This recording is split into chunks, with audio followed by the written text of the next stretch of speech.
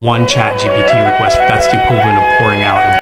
Nageenyi fayyaan keessan bakka jirtanitti dachaadhaan yaasiniif haa baay'atu kabajamtoota jaalatamtoota hordoftoota chaanala keenya har'a gabaasa adda addaa fi dookumentaarii yeroo dhiyoo raawwatame tokko qabannee dhiyaannee jirra. Addunyaan keenya saffisa teekinooloojiin teessuma hin qabneen gara fuulduraatti tarkaanfachuun osoo jirtu gama biraan immoo dhiibbaan jijjiirama qilleensaa sirna uumamaa sochoosan jiruun qormaata guddaa ta'ee keessa galee jira. Dookumentaariin har'aa keessatti dubbiiwwan ijoo dhiyoo ta'an dhiibbaa anniisaa fi furmaatawwan addunyaa irratti waliigaltee jirtu gadi fageenyaan hin qoran hanga dhuma qophii keenyatti nu wajjin ji'oota dhiyoo keessatti diinagdeen teekinooloojii artificial intelligence yookaan AI kutaaleewwan daataa guddaa daataa seentarii kutaalee addunyaa adda addaa keessatti babal'achuun isaanii odeeffannoo yeroo dhiyooti. Haa ta'u malee saayintistoonni qorattoonni naannoo akka gabaasanitti xiyyeeffannoo teessuma daataa kanneeniif humni elektiriikii fi bishaanii baay'ee fayyadamuu isaatiin dhiibbaa naannoo irratti uumaa jiru.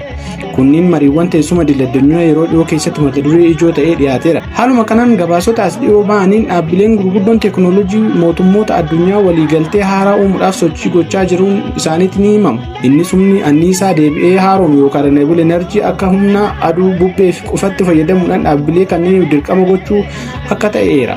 Tarkaanfiiwwan kunniin qilleensa faalamuu irraa ittisuu fi maddeewwan anniisaa uumaman barbaaduuf murtoo seena qabeessa dhiyoo keessatti fudhatama jedhamee yaadama. Guutuutti teekinooloojii fi eegumsi uumamaa kallattii lamaaniin wal simatanii deemuun akka qaban har'a addunyaan irratti waliigalaa jirti. Teekinooloojiin eegumsa qilleensaa ta'ee guddina dhuunfaaf gahee guddaa taphata.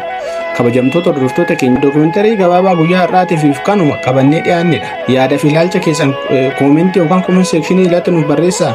Chaanala keenya laayik, sheer, sabskiraayib gochuun hin dagatinaa. Hanga mata duree biraatti wal arginutti yeroo gaarii isiniin jedha.